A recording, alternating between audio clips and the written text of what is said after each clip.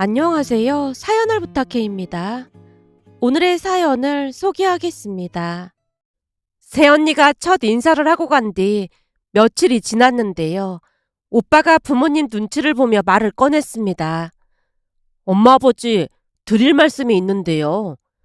무슨 말인데 그래? 저번에 제가 가은이네 집 얘기 잠깐 했었잖아요.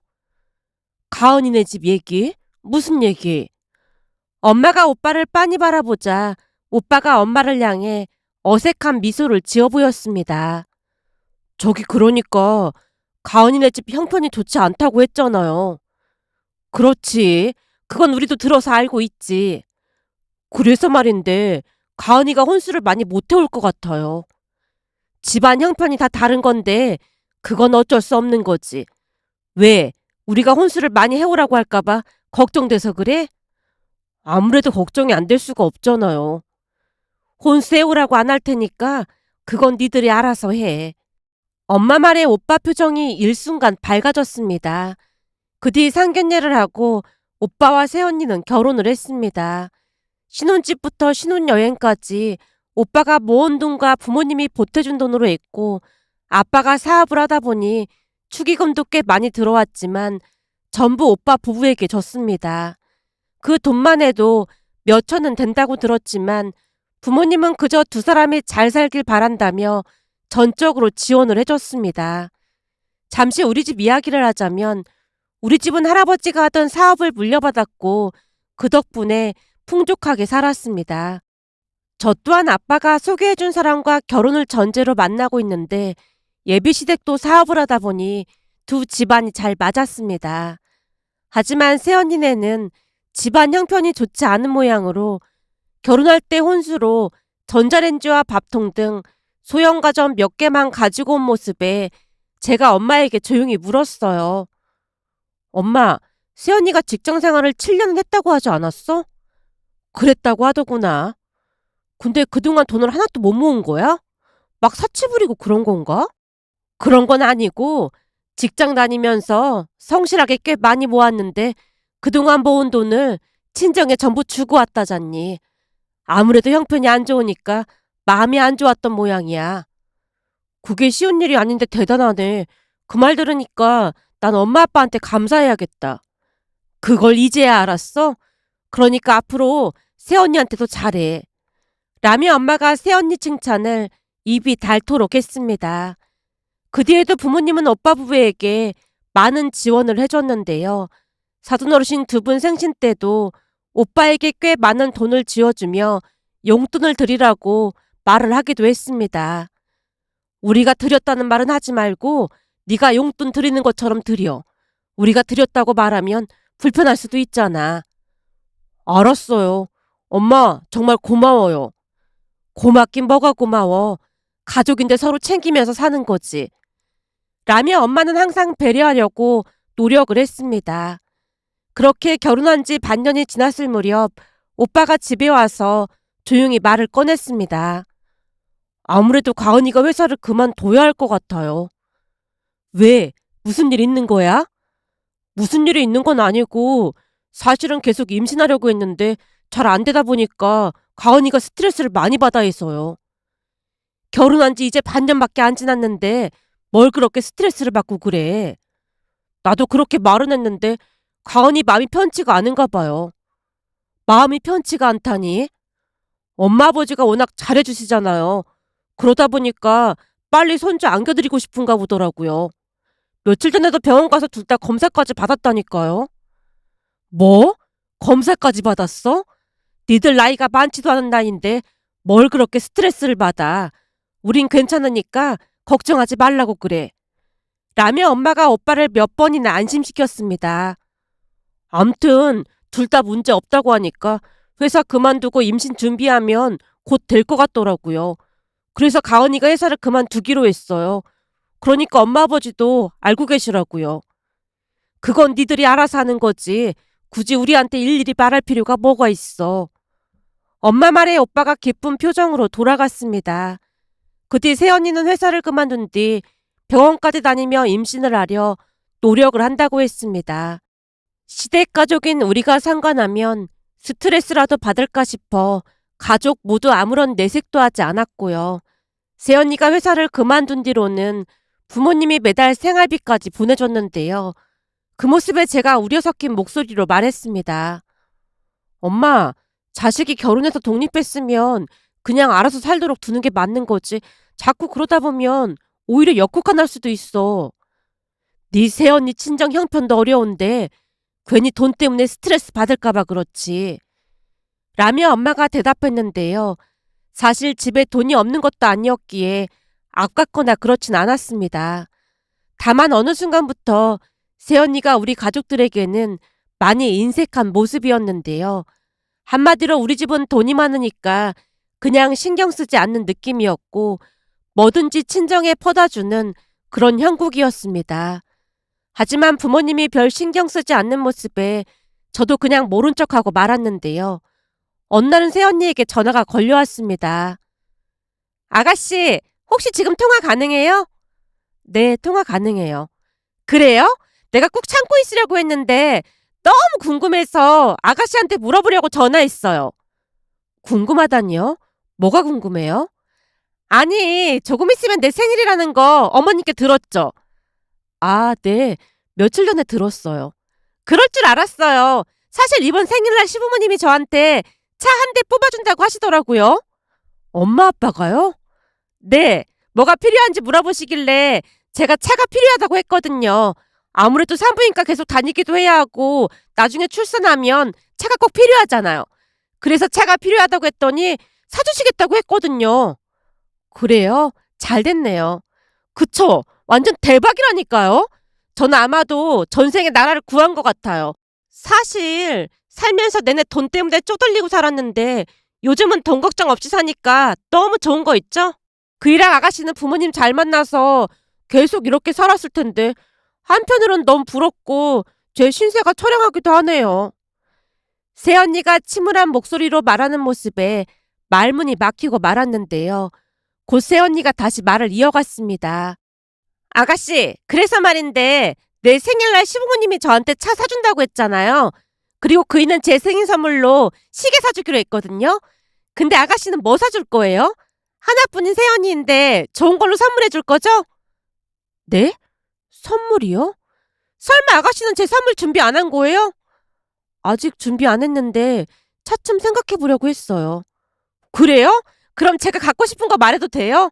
이왕이면 제가 갖고 싶은 걸 선물로 받으면 좋잖아요. 아, 그럼 언니는 뭘 받고 싶은데요? 새언니가 마치 맡겨둔 걸 찾는 사람 마냥 너무나 당당하게 요구를 했기에 약간은 기분이 상한 채 물었습니다. 얼마 전에 제 친구가 명품백을 샀다고 막 자랑해서 배가 아팠거든요. 그래서 말인데 저도 그 명품백 사주면 안 돼요? 아가씨가 백 사주면 사진 찍어서 SNS에 올릴 생각이거든요. 그럼 사람들이 얼마나 부러워하겠어요? 네? 명품백이요? 네, 내가 지금 사진 보낼 테니까 한번 봐주세요. 그럼 전 아가씨가 백 선물하는 걸로 알고 있을게요. 저기 언니, 제가 새언니를 불렀지만 이미 전화가 끊어져 있었습니다. 그렇게 새언니가 보낸 사진을 확인해 보다가 놀라서 입이 벌어졌어요. 이게 뭐야? 설마 나한테 이렇게 비싼 걸 선물해 달라는 거야? 제가 큰 소리로 중얼거리고 있었는데요. 주방에 있던 엄마가 다가와 물었습니다. 왜? 무슨 일인데 그래? 아니, 곧 있으면 새언니 생일이잖아. 근데 엄마 아빠가 차 사주기로 했고 오빠는 시계를 사주겠다고 했다면서 새언니가 나한테도 선물을 사달라고 연락이 왔더라고. 뭐? 너한테도?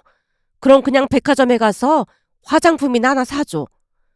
엄마가 대수롭지 않게 말하는 모습에 저도 모르게 짜증스레 말했습니다.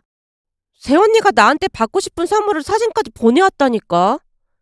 뭔 사진을 보내왔는데? 명품백 선물해달라고 사진까지 보내왔는데 백 하나에 몇백만 원짜리야. 엄마 아빠한테 차도 선물 받는다며. 근데 이건 좀 아니지 않아? 거기다 몇 달 전 내 생일 때는 케이크 하나에 10만 원짜리 백화점 상품권 한 장 줬잖아. 그러면서 나한테 어떻게 명품백을 바랄 수가 있어. 순간 욱하는 마음에 볼을 실룩거리며 격앙된 어조로 소리쳤는데요. 엄마 또한 기분이 좋지 않은 모양으로 긴 한숨을 내쉬었습니다. 엄마가 오빠한테 잘 말할 테니까 기분 풀어. 엄마가 보니까 네 새언니가 그동안 워낙 힘들게 살아서 갖고 싶은 것도 많고 그런 것 같아. 우리가 그 정도 해주면 언니도 뭔가 보답 같은 걸 해야 맞는 거 아니야? 사람이 어떻게 받기만 할 수가 있어. 내 생일은 그렇다고 쳐도 아빠 생신 때도 꼴랑 현금 20만 원 줘놓고는 어떻게 자기 생일날 차를 선물해달라는 말을 할 수가 있냔 말이야. 엄마, 그동안 내가 곰곰이 생각해봤는데 이건 아닌 것 같아.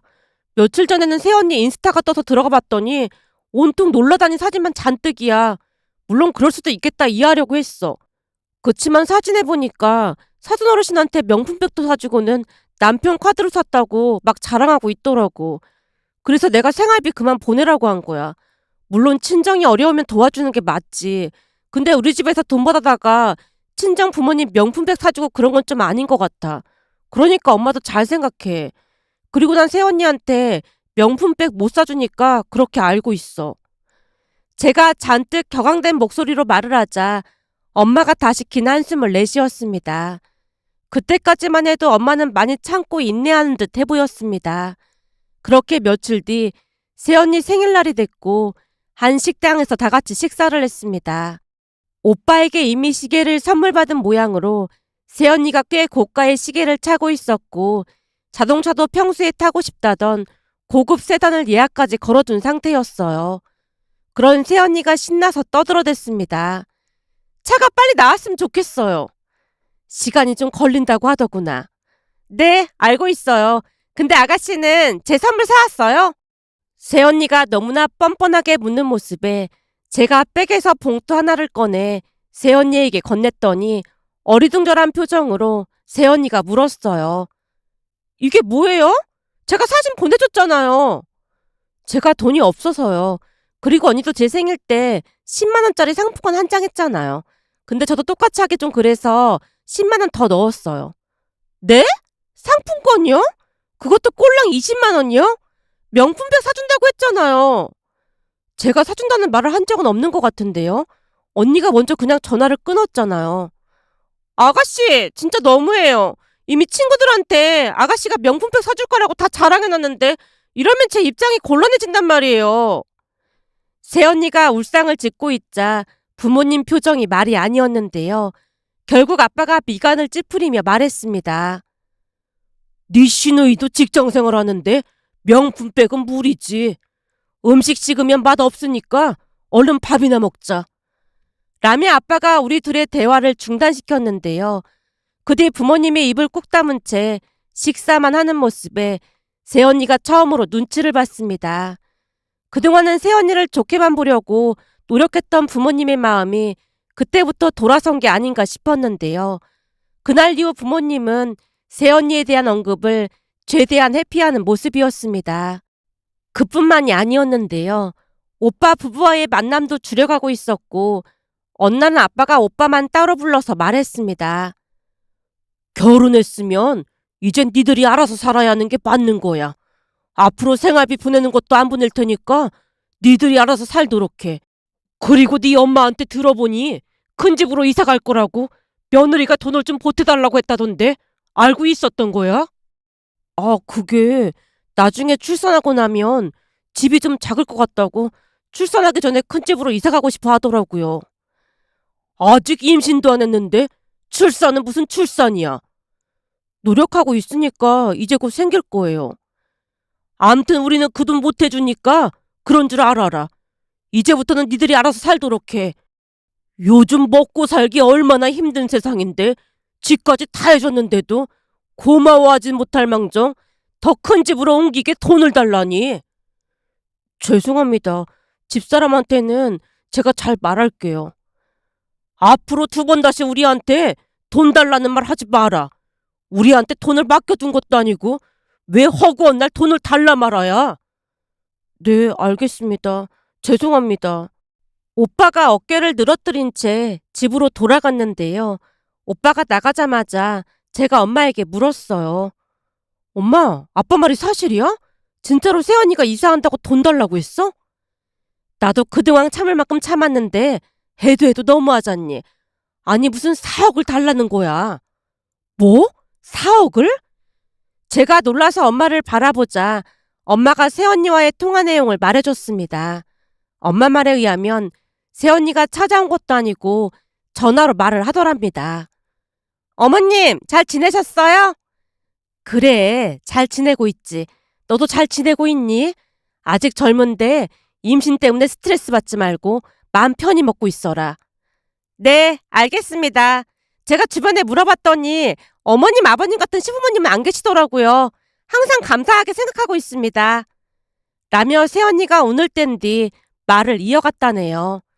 어머님, 드릴 말씀이 있는데요. 무슨 말인데 그래? 괜찮으니까 말해보렴. 저희가 지금 임신 준비 중이잖아요? 근데 앞으로 저는 3명을 낳고 싶거든요. 3명씩이나 낳고 싶다고? 그러면 힘들지 않겠니? 어머님, 아버님이 다 도와주실 건데 힘들 게 뭐가 있겠어요. 라며 새언니가 대놓고 말을 했고 기분이 나빠진 엄마가 선뜻 대꾸를 하지 못한 채 전화기만 들고 있었다는데요. 곧이어 새언니가 기가 막힌 소리를 하더랍니다. 그래서 말인데 지금 사는 집에서 셋을 키우는 건 너무 작잖아요. 너 혹시 셋쌍둥이라도 임신한 거니? 순간 새언니 말에 임신을 했다는 생각이 들었기에 엄마가 물었다는데요. 아니요, 열심히 노력하고 있어요. 근데 집을 왜 옮겨? 지금 당장 출소할 것도 아닌데. 미리 옮겨서 적응해두면 좋잖아요. 어머님 손주들 태어났는데 막 이사 다니면 얼마나 힘들겠어요. 그러니까 한 곳에 정착해서 정부 치고 사는 게 제일 좋잖아요. 그래서 나한테 하고 싶은 말이 뭔데? 저희가 좀 큰 평수로 집을 알아봤더니 4억 정도가 부족하더라고요. 어머님, 아버님이 도와주시면 안 돼요? 부동산에서 그러는데 거기가 위치도 좋아서 사두면 완전 대박 날 거라고 했거든요. 뭐? 4억? 너 지금 4억이라고 했니? 네, 4억이요. 너 혹시 4억이라는 돈이 얼마나 큰 돈인지 알고는 있는 거니? 네, 당연히 알고 있죠. 근데 어머님, 아버님은 돈이 많잖아요. 그깟 4억쯤은 아무것도 아닐 거 아니에요. 라는 말까지 했답니다. 엄마 말을 듣고 있는 내내 기가 막힐 수밖에 없었는데요. 뻔뻔해도 너무나 뻔뻔해 보였으니까요. 하지만 엄마가 딱 잘라서 거절을 하자 새언니가 기분 나쁘다는 듯이 전화를 끊었다네요. 아마도 그때부터 부모님 마음이 완전히 돌아선 듯해 보였고 부모님은 오빠 부부와 더욱 거리를 유지한 채 지냈습니다. 그런데 그 뒤 더욱 기가 막힌 일이 일어날 줄 누가 알았겠습니까? 어느 날 안사돈 어르신에게 전화가 걸려왔다네요. 사부인, 잘 지내셨죠? 네, 사부인도 잘 지내셨죠? 제가 할 말이 있어서 그러는데 잠시 시간 좀 내주시겠어요? 혹시 무슨 일 있는 건가요? 그런 건 아니고 사부인이랑 식사하면서 이런저런 얘기 좀 하고 싶어서요. 우리가 친하게 지내면 우리 딸이랑 정서방도 좋아할 것 같고요. 아, 네, 알겠습니다.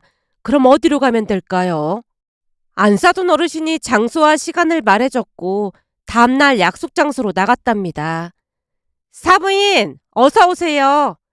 네, 사부인, 잘 지내셨죠? 뭔가 꺼림칙한 느낌이 들긴 했지만 엄마가 최대한 밝은 표정으로 인사를 했다는데 안사돈 어르신의 모습이 많이 달라져 있었다네요. 옷부터 신발까지 명품으로 휘감고 있었답니다. 거기다 테이블 위에 마치 자랑이라도 하듯 명품백을 올려둔 채 안사돈 어르신이 입을 뗐다네요. 저번에 우리 딸이랑 여기 와봤는데 맛이 괜찮아서 여기로 했습니다. 여기가 가격은 좀 비싼데 맛이 아주 기가 막히더라고요. 귀한 분 모시는 자리라 음식은 제가 알아서 제일 좋은 코스 요리로 시켰습니다. 아, 네. 라며 메뉴판을 보던 엄마가 흠칫 놀랐다는데요. 음식 가격이 생각보다 많이 비쌌다고 했으니까요. 그런데 음식이 나오자 식사를 하던 안사돈 어르신이 자랑하듯 말했다네요. 이래서 딸이 있어야 하는가 봅니다. 잘 키운 딸 하나 열 아들 안 부럽다니까요. 아들은 키워봐야 아무 소용도 없다니까요. 그것도 사람마다 다른 거 아니겠습니까? 요즘 우리는 딸이 쓰라고 준 카드로 아주 풍족하게 잘 살고 있습니다. 그때 상견례에선 저희가 얻어먹었으니까 오늘은 제가 밥 사겠습니다. 아, 가은이가 카드를 드렸나 봅니다. 그럼요. 우리 딸이 정서방 카드 줘서 아주 요긴하게 잘 쓰고 있습니다. 그동안 얻어먹기 바빴는데 요즘은 제가 밥도 사주고 선물도 사주고 돈 쓰는 재미가 아주 쏠쏠하다니까요. 안 사둔 어르신이 지갑에서 카드까지 보여주며 자랑을 하더랍니다. 그 모습에 기분이 상할 수밖에 없었다는데요. 오빠가 아빠 밑에서 일을 하고 있어서 월급을 많이 받긴 하지만 새언니가 안 사둔 어르신께 카드까지 드렸다는 말에 왠지 불쾌감마저 느껴지더랍니다. 하지만 내색하지 않고 식사를 했다는데요. 곧 안 사둔 어르신이 다시 말을 꺼냈다네요. 사부인, 사실은 제가 드릴 말씀이 있어서 이렇게 만나자고 했습니다. 네, 말씀하세요. 다른 게 아니라 우리 가은이가 이사 가고 싶다고 사부인한테 사억을 도와달라고 했다면서요? 아, 네, 그랬죠. 근데 딱 잘라서 거절하셨다고요. 그랬죠. 4억이 적은 돈 아니니까요. 안 사둔 어르신 입에서 4억이라는 돈 이야기가 나오자마자 엄마 표정이 굳어졌다는데요. 너무나 어이가 없어서 실소가 새어나오려고 했지만 꾹 참았다고 하네요. 사부인, 다른 것도 아니고 집 때문에 그런 건데 좀 도와주실 수도 있는 거 아니겠습니까? 우리 딸 말처럼 앞으로 손주 태어나면 집이 작긴 하잖아요. 아직 임신을 한 것도 아닌데 왜 자꾸 손주 이야기를 꺼내는지 알 수가 없네요. 그건 지금 노력을 하고 있으니까 곧 임신이 되지 않겠습니까? 설마 우리 딸이 임신 못해서 돈을 못 주신다는 겁니까? 사부인, 제가 언제 그런 말을 했다고 그러세요? 지금 사는 집도 우리가 사준 거고 결혼식부터 신혼여행까지 전부 우리가 다 해줬잖아요. 하물며 축의금도 아들 며느리한테 싹 다 줬는데 그 정도면 우리도 할 만큼 한 거 아니겠습니까?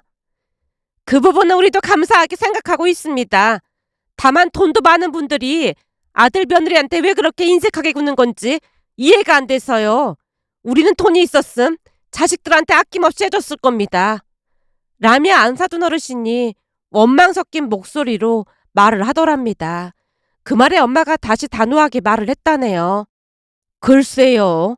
우리가 아무리 여유가 있다고 해도 다 해줄 수는 없는 노릇 아니겠습니까? 거기다 사부인이랑 며느리 행동에 불쾌감을 감출 수가 없네요. 4억이 적은 돈도 아니고 어쩜 그렇게 아무렇지도 않게 말씀을 하시는 겁니까? 그동안 단 한 번도 목소리를 높인 적이 없던 엄마가 목소리까지 높여서 말을 하는 모습에 안 사둔 어르신이 움찔한 채 눈치를 보다가 다시 말을 꺼냈다네요. 사부인, 화내지 마시고 저는 그냥 앞으로 손주들이 태어날 텐데 손주들 편하게 살라고 그 정도는 해줄 수 있지 않나 싶어서 말씀드린 것 뿐입니다. 저희는 그럴 돈 없으니까 그런 줄 알고 계세요. 그럼 저는 그만 일어나 보겠습니다. 예? 식사는 하고 가셔야죠. 이 아까운 걸. 도무지 밥이 넘어가지 않을 것 같아서요. 그럼 식사 맛있게 하고 오세요. 엄마가 자리에서 일어났다는데요. 그 와중에도 안 사둔 어르신이 대충 인사를 하고는 홀로 남아서 식사를 하더랍니다. 한동안 말하던 엄마가 긴 한숨을 내쉬다가는 혀를 내두르고 있었습니다. 진짜 해도 해도 너무하지 않니? 그러게, 진짜 너무 심한 것 같은데? 암튼 정이 뚝 떨어지더라니까. 라고 말하던 엄마 얼굴이 울그락불그락해져 있었습니다. 그리고 그 뒤 부모님은 오빠 부부와 연락조차 하지 않았습니다. 혹여나 새언니에게 연락이 와도 받지 않았으니까요. 결국 얼마 뒤 오빠 부부가 집으로 찾아왔는데 그날 다시 한번 집안이 발칵 뒤집어지고 말았습니다. 두 사람이 집에 온 모습에 부모님이 떨떠름한 표정으로 인사만 받고 아빠는 서재에서 책을 읽으셨고 엄마는 주방에서 음식 준비를 했습니다. 두 사람이 온 뒤로 집안 공기가 어찌나 차갑던지 저도 슬그머니 방으로 들어갔어요. 잠시 후 엄마가 거실에 상을 차리는 모습에 제가 도왔는데요. 세연이도 눈치가 보이긴 했던 모양으로 일어나서 도왔지만 엄마가 그냥 앉아있으라고 했습니다. 평소 우리 집은 식사를 할 때 TV를 켜지 않았고 가족끼리 대화를 하곤 했는데요. 그날은 아빠가 TV를 켜고 식사를 했습니다. 아마도 오빠 부부와 말을 섞고 싶지 않아서 그랬던 게 아닌가 싶었어요. 그런데 잠시 후 TV에서 기부 이야기가 나왔는데 새언니가 들으라는 듯이 말했어요. 잘 사는 사람들이 어려운 사람들 도와주는 건 당연한 거잖아요. 돈이 많으면 어려운 사람들 좀 도와주고 그래야 하는 건데 우리나라 사람들은 너무 이기적인 것 같아요. 미국 같은 나라는 기부하는 게 당연하다고 생각하는데 우리나라는 잘 사는 사람들이 너무 인색한 것 같더라고요. 물론 기부를 하면 좋긴 하겠지만 기부도 그 사람이 선택하는 거 아니겠니? 그걸로 기부하지 않는 사람들을 나쁘게 몰아가는 건 아닌 것 같구나. 엄마가 탐탁지 않다는 듯이 말을 하자 새언니가 다시 입을 뗐습니다.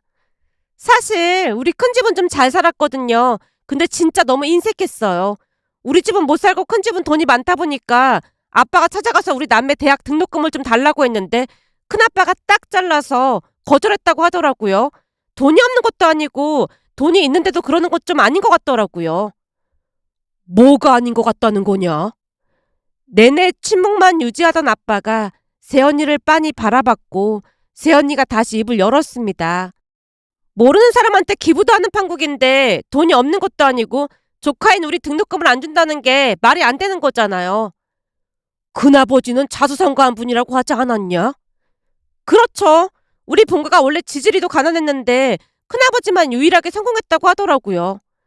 근데 네 논리가 좀 이상하구나.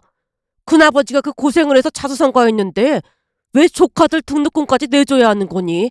빌려달라고 하는 것도 아니고. 그야 돈이 있으니까 그럼 당연히 그 정도는 내줘야 되죠. 돈 있는 사람들이 그러고 사니까 대한민국이 이 모양 이 꼴인 거예요. 생각해보세요. 돈이 있으면 없는 사람들한테 나눠주고 그러면 좀 좋아요. 근데 돈도 많으면서 인색해도 너무 인색하잖아요. 글쎄다. 그 사람들도 다들 고생해서 돈을 번 건데 그런 식으로 말하는 건 잘못된 것 같구나. 시간이 갈수록 아빠 얼굴이 말이 아니었는데요. 새언니의 이상한 논리는 저도 이해하기 어려웠습니다. 돈이 있는 사람들은 무조건 돈을 퍼줘야 한다니 이해하기 어려운 논리였으니까요. 그런데 아빠의 말이 끝나자마자 새언니가 마치 들으라는 듯이 말을 했어요. 암튼 없는 사람들은 생각도 안 하고 나눠주는 게 아깝기만 하지. 라는 말을 하는 게 아니겠어요? 아마도 아파트를 옮겨야 하는데 돈을 주지 않는다고 해서 대놓고 시위를 하는 것 같아 보였습니다. 그리고 그 말에 부모님 표정이 무서울 정도로 일그러져 있었는데요. 아빠가 숟가락을 탁 하고 내려놓더니 오빠와 새언니를 향해 말했습니다. 잘 들어라. 앞으로 우리가 가진 재산은 전부 기부할 생각이니까 그런 줄 알고 있어. 오늘 며느리 얘기 들어보니까 내가 그동안 생각을 잘못하고 있었던 것 같아. 그래, 며느리 네 말이 맞는 것 같구나. 앞으로는 여기저기 기부도 하고 그럴 참이니까 니들은 우리한테 재산이 없다고 생각하고 살도록 해. 며느라, 오늘 아주 좋은 조언을 해줘서 고맙구나. 죽기 전에 싹 다 기부하고 가야겠구나. 아버님, 제 말 뜻은 그런 게 아니라 우리 친정이 많이 못 사는데 좀 도와줄 수도 있다는 말이잖아요. 그게 무슨 말이냐? 아빠가 새언니에게 묻자 새언니 입에서 충격적인 말이 터져 나왔습니다. 사실 지금 친정 부모님이 사시는 집이 전세인데 오래되고 너무 안 좋아서 우리가 큰 아파트로 이사가면 거기서 같이 살 생각이었어요. 돈도 많으신데 좀 도와주시면 좋잖아요. 새언니가 불만 가득한 목소리로 말을 했어요. 그 모습에 아빠가 다시 쓴소리를 했습니다. 그래도 그 정도면 먹고 살만 하신 거 아니겠니? 내가 듣자하니 우리 아들 카드도 드렸다며. 근데 우리가 왜 더 도와드려야 하는 거니? 우리는 앞으로 진짜 힘들게 사는 사람들 도와줄 참이니까 그런 줄 알고 있어. 그리고 니들 보기 불편하니까 앞으로 연락도 없이 이렇게 찾아오지 마라. 라며 아빠가 자리에서 일어나 서재로 들어갔습니다. 그 뒤 엄마도 안방으로 들어가 버리는 바람에 저도 가만히 자리에서 일어났는데요. 새언니가 짜증 섞인 목소리로 다시 말했습니다. 못 사는 사람한테 좀 나눠주는 게 그렇게 아까운가? 새언니 말이 끝나자마자 아빠가 오빠를 불렀고 집안이 떠내려가라 소리를 질렀습니다. 니들 얼굴 안 보고 살면 그만이니까 앞으로 이 집에 발도 들이지 마. 죄송합니다. 라며 오빠가 고개를 떨군 채 집을 나섰는데요. 오빠가 어찌나 한심해 보였는지 모른답니다. 그 뒤 우리는 오빠 부부와 연락을 끊고 살았습니다. 근데 한 달가량이 지났을 무렵 오빠가 짐을 싸서 본가로 들어왔어요. 그 모습에 엄마가 놀란 채 물었습니다. 뭐야? 웬 짐이야? 엄마, 저 이혼할 거예요. 이혼이라니? 그게 무슨 소리야? 내가 어디 가서 말도 못하고 창피해서 죽겠어요. 왜? 대체 무슨 일인데 그래? 그동안 임신한다고 병원 다니고 그랬다고 했잖아요. 나도 검사까지 받았고 말이죠. 그렇지. 근데 그게 왜? 그거 다 거짓말이었어요. 거짓말이라니? 그게 무슨 말이야? 어제 보니까 집에 임신 안 하려고 먹던 약이 있는 거예요. 그래서 내가 캐물었더니 병원 다니고 했던 것도 다 거짓말이고 임신을 핑계로 회사 그만두고 싶어서 그랬다고 하더라고요.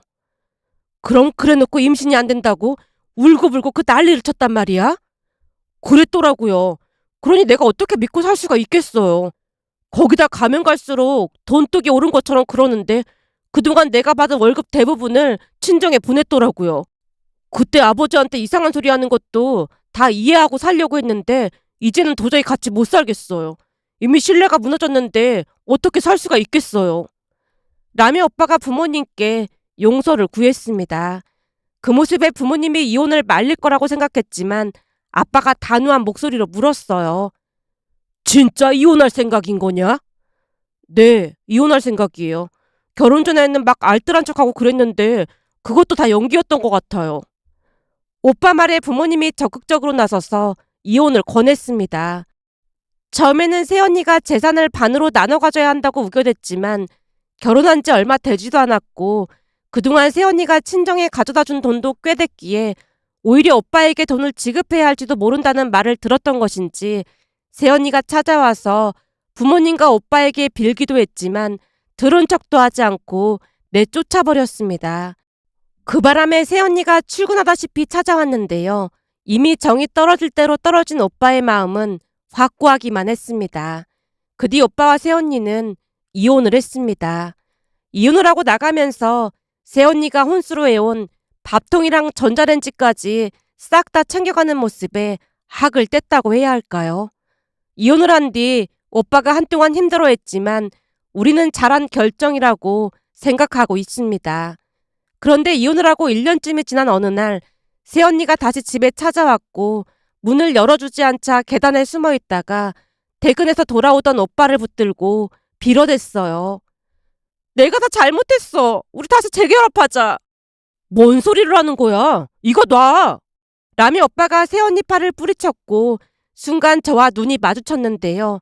그동안 고생을 얼마나 많이 한 것인지 볼이 쏙 들어간 채 얼굴이 말이 아니었습니다. 잠시 후 아빠가 경찰에 신고하겠다고 하자 새언니가 주랭랑을 치는 모습에 그동안 일들이 꿈인지 생시인지 분간이 안 될 지경이었는데요. 만약 그때 순수한 마음으로 새언니를 도와주려던 부모님 마음을 헤아려줬다면 얼마나 좋았을까 하는 생각에 씁쓸한 마음이 들어 이렇게 글 남겨봅니다. 오늘의 사연은 여기까지였습니다. 즐겁게 보셨다면 구독, 좋아요 부탁드립니다. 고맙습니다.